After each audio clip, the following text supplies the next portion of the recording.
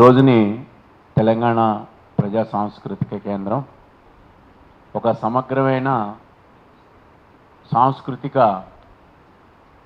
నివేదికని తయారు చేయాలని చెప్పేసి ఆహ్వానించినందుకు చినుకు కల్చరల్ సొసైటీ నుంచి మేము అభినందన తెలియజేస్తా ఉన్నాం. ఇప్పుడు వినయ్ గారు మాట్లాడినట్టుగా ఈ రిపోర్ట్ అంతా కూడా కలగాపులగంగా ఉంది. కొన్ని డిమాండ్స్ ఉన్నాయి, అంశాల వారీగా ఇది ప్రజెంటేషను జరగలేదు. సో దాన్ని సరిదిద్దుకుంటే మంచిది అనేది నా ఉద్దేశం. ఇది చదివిన తర్వాత అది మనం ప్రభుత్వాన్ని ఏం డిమాండ్ చేయాలనేది కూడా ఇందులో ఉంది. అలా కాకుండా మన ఈ సాహిత్య రంగంలో ఏ విధమైన మార్పులు తీసుకురావాలి, ఇప్పుడున్న ఈ రంగాన్ని ఒక అభ్యుదయం వైపు ఎట్లా తీసుకెళ్ళాలి అనే దాన్ని చినుకు కల్చరల్ సొసైటీగా మాకున్న అభిప్రాయాలు నేను తెలియజేస్తాను. చినుకులో రైటర్సు, అదేవిధంగా శాస్త్రీయ కళాకారులు, నృత్య కళాకారులు ఉంటారు. మా బేసిక్ ఫంక్షనింగ్ అది. మేము రచనల దగ్గరకు వచ్చేసరికి ప్రధానమైన కొంతమందిని తీసుకొని వాళ్ళని ఇప్పుడు కాంటెంపరీగా ఉన్న అంటే ఈ సమకాలీన పరిస్థితుల మీద కవితలు రాయమని చెప్పేసి మేము ఆ రకంగా 70 ఏళ్ల స్వతంత్రం అని చెప్పి గత ఆగస్టులో మేము ఆ ఫలితాలు ఎవరికి చేరాయి అని ఒక కవి సమ్మేళనాన్ని మేము నిర్వహించాం. ఆ విధంగా ఒక సామాజికంగా ఉన్న ఈ రుగ్మతల మీద సాహిత్యాన్ని అభ్యుదయం వైపు ఏ వైపుగా నడిపించాలి అనే దాని మీద చినుకు కల్చరల్ సొసైటీ రచనా రంగంలో పనిచేస్తున్నది. ఇది మొదటి అంశం. రెండోది, క్లాసికల్ నృత్యాలన్నీ కూడా ఆధ్యాత్మిక కళలుగా ఉన్నాయి. ఇప్పుడు మనం ఆధ్యాత్మిక కళల్ని అంటే ఒకప్పుడు రాజులు పోషించిన ఈ కళలు, అందులో మనం జోగిని వ్యవస్థను చూస్తాం, అదేవిధంగా అదేవిధంగా మన దేవదాసి వ్యవస్థను చూస్తాం.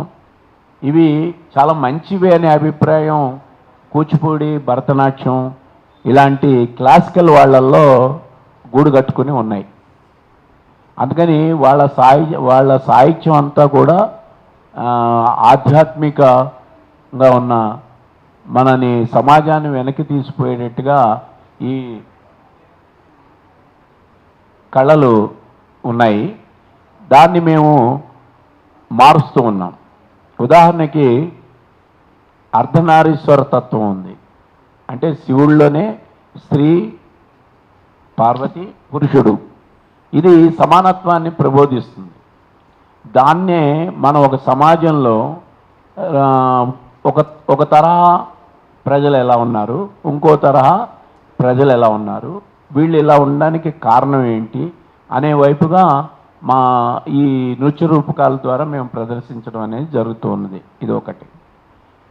ముచ్చింతల మీ అందరికీ తెలుసు, మన స్వామి చిన్నజీయర్ స్వామి వేదిక మీద అంబేద్కర్ 3000 మందితోటి ఆ రోజున ప్రదర్శన జరిగినప్పుడు అంబేద్కర్ గారి యొక్క ఆయన జీవితం మీద నృత్యాన్ని ప్రదర్శించాం మేము. అంటే ఒక ఆధ్యాత్మికమైన వేదిక మీద ఈ భారత రాజ్యాంగాన్ని రచించిన అంబేద్కర్ గారి యొక్క జీవితాన్ని అక్కడ ప్రతిబింబించేటట్టుగా నృత్యాన్ని మేము చేయించాం. ఇది మేము ఒక గర్వకారణంగా తీసుకుంటున్నాం. అదేవిధంగా మేము అక్కడ సావిత్రిబాయి పూలే నిజమైన వాస్తవిక సరస్వతి ఆవిడే కదా, ఆవిడ మీద ఉన్న నృత్యాన్ని కూడా అక్కడ మేము ప్రదర్శింపజేయగలిగాం. అంటే ఒక ఆధ్యాత్మిక వేదిక మీద ఉన్న ఈనాడు సామాజిక పరిణామంలో ఒక ఆధ్యాత్మిక వేదిక మీద ఉన్న దగ్గర కేవలం ఒక మతపరమైన అంశంగా ఉన్న దగ్గర మెల్లమెల్లగా మా చినుకు ద్వారా అక్కడున్న నాట్యాచార్యుడి యొక్క చొరవతోటి మేము ఈ పనులు చేయగలుగుతూ ఉన్నాం. ఇలా మా నృత్య రూపకాయలు అనేవి జరుగుతున్నాయి. రెండోది, ఇప్పుడు మండూక శబ్దం అని ఉంటుంది. అంటే గజేంద్రుణ్ణి రక్షించడానికి విష్ణువు వస్తాడు. వచ్చినప్పుడు అక్కడున్న మండూకాలంటే కప్పలు, ఆ సరస్సులో ఉన్న కప్పలన్నీ కూడా ఆనందోత్సవాలతోటి చేస్తాయి. దాన్ని మండూక శబ్దం అని చెప్పేసి ఉంది. దాన్ని తీసుకొని రైతుని గజేంద్రుడిగా మార్చాం. ఇప్పుడు ఈ రైతుకి ఉన్న కష్టాలన్నింటినీ కూడా ఆనాడు విష్ణువు వచ్చాడు, ఇప్పుడు ఏ విష్ణువు వస్తాడు అనే దాన్ని లాస్ట్లో రైతులందరూ ఐక్యపడాలి అనే తోటి దాన్ని ఇప్పుడు రికార్డింగ్ చేస్తూ ఉన్నాను నేను. ఇవన్నీ జరుగుతూ ఉన్నాయి. ఈ జరుగుతున్న క్రమంలో ఏమవుతుందనంటే సాహిత్యం ఉన్నది, రైతుల మీద సాహిత్యం ఉన్నది. అదేవిధంగా మన శివుడి పేరు మీద ఈ సమాజంలో ఉండే వాటిని అన్నింటినీ కూడా నేను శివతత్వాన్ని తీసుకుని పనిచేస్తూ ఉన్నాను.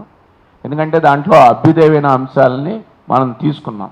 అర్ధనారీశ్వర తత్వం కావచ్చు, కాలుష్యానికి వ్యతిరేకంగా గరళాన్ని మింగిన గరళ కంఠుడిగా ఆయన్ని ప్రతిబింబిస్తూ, అట్లా ఈ ఉన్న స్థితి నుంచి ఆ సారం నుంచి మనం అభ్యుదయం వైపు తీసుకెళ్ళచ్చు అనే వైపుగా మా రచనలు సాగుతున్నాయి, నృత్యాలు కూడా సాగుతూ ఉన్నాయి.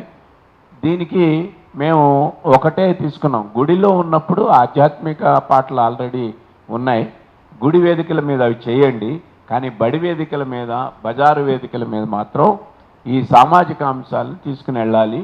ఈ బాధ్యత ఒక ప్రజాస్వామ్య ప్రభుత్వాలు, ఆనాడు రాజులు చేశారు, ఇప్పుడు ప్రజాస్వామ్య ప్రభుత్వాలు వచ్చాయి కాబట్టి కళలు ప్రజల కోసమే ఉండాలి అని చెప్పేసి కొన్ని డిమాండ్స్ను కూడా మేము ఇప్పటికే ఆనాడు కిషన్ రెడ్డి గారికి సమర్పించాం. ఇప్పుడు మన ఈయన జూపల్లి కృష్ణారావు గారికి కూడా మొన్న మేము ఇచ్చాం.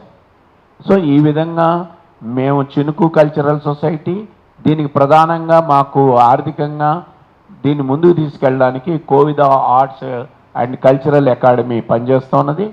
దీని కింద మాకు కోర్ కమిటీ కూడా ఉంది. ఇందులో అనేక మంది గురువులు ఉన్నారు. మాకు దాదాపు 100 సంస్థలు మాకు అనుబంధంగా ఉన్నాయి. ఆ విధంగా మేము వీటిని ముందుకు తీసుకెళ్తూ ఉన్నాం. మా కృషి వీటిని సామాజిక అంశాలని కూచిపూడి అనేది యాక్చువల్ సోలో కాదు, అది మన భాగవతులు అని చెప్పేసి ఆనాడు బ్యాలే అంటే నృత్య రూపకాలు.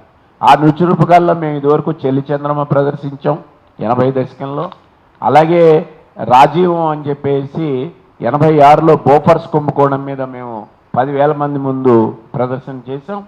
ఆ విధంగా మారుతున్న పరిస్థితుల్లో ఇప్పుడున్న ఈ రుగ్మతల్ని ఎలా ఎక్స్పోజ్ చేయాలనే దాన్ని మేము మా కళా వేదికల ద్వారా చేస్తున్నాం. అయితే ఇక్కడ ఉన్నది ఏంటంటే ప్రభుత్వం రవీంద్ర భారతిని ఇవ్వాలంటే 1,50,000 ఖర్చు పెడితేనే కానీ రోజు ఉండదు.